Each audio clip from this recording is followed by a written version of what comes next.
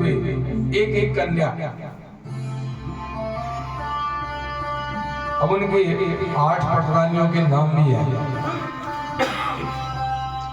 रुक्मणी से प्रद्युम्न 4 देश सुदेश 4 देश 4 गुप्ता भद्र 4 चंद्र विचार और चर, ये 10 रुक्मणी के हैं।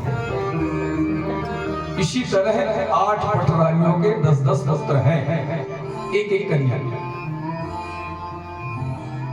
और भगवान का पुत्र पौत्र आदि सब मिला करके परपौत्र सहित 56 करोड़ परिवार हो गया है।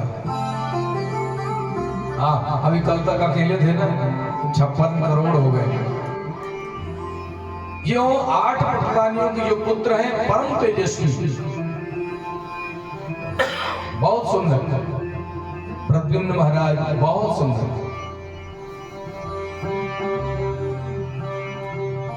कहते हैं कि एक सोनितपुर का राजा था जिसका नाम था बाणासुर। इसकी एक कन्या थी जिसका नाम था उषा। इसने एक दिन स्वप्न देखा। स्वप्न आता ना, तो कभी कभी अचानक कुछ दूसरी चीज स्वप्न में आता है, फिर सोचता है कि ऐसा क्यों आया है ना। उस कन्या ने एक स्वप्न देखा कि एक पुरुष उसके जीवन में आया और उसका पति हो गया और उसका जीवन उसके साथ में निर्वाह हो रहा है। और सुबह आंख खोली तो देखा कि वो पति नहीं, कुछ भी नहीं, वो साधारण सी बच्ची है। तो शर्मा रही थी, इधर उधर खिड़कियों में खोल खोल के देख रही थी, कहाँ गया वो, यही तो था। उसकी जो सखी थी साथ में, उसका नाम था चित्रलेखा। उसने कहा कि क्या देख रही इधर उधर, किसको ढूंढ रही। तो उस उषा ने कहा कि मैंने एक स्वप्न शायद देखा और वो मेरा पति था, पता नहीं कहाँ है, और यदि वो था तो गया कहाँ, नहीं तो मेरे को स्वप्न क्यों आया।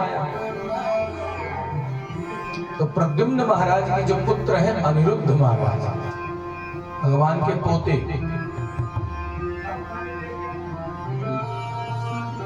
इनके बारे में उसने स्वप्न देखा था। तो चित्रलेखा उसका जैसा नाम, उसका काम भी इसी था, वो चित्र बनाती थी माया से। उसने बहुत से देवताओं का पहले चित्र बनाया, फिर धरती पे सबसे सुंदर कीर्तिमान भगवान कृष्ण का बनाया।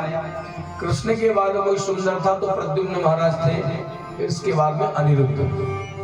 जैसे अनिरुद्ध को बनाया तो शर्माने लगी, यही थे। फोटो में दिखाते हैं ना पहले बच्चों को विवाह के समय में, तो यदि पसंद आया तो बच्चे मुस्कुरा देते हैं, तो हम समझ जाते हैं हाँ ये पसंद आ गया। उसी प्रकार उषा शर्माने लगी। वो चित्रलेखा ने कहा कि अब जहां कहीं भी होगा मैं लेके आती हूँ, की चिंता मत करो। भाई मित्र तो वो है ना, सारे दुख को मिटाए।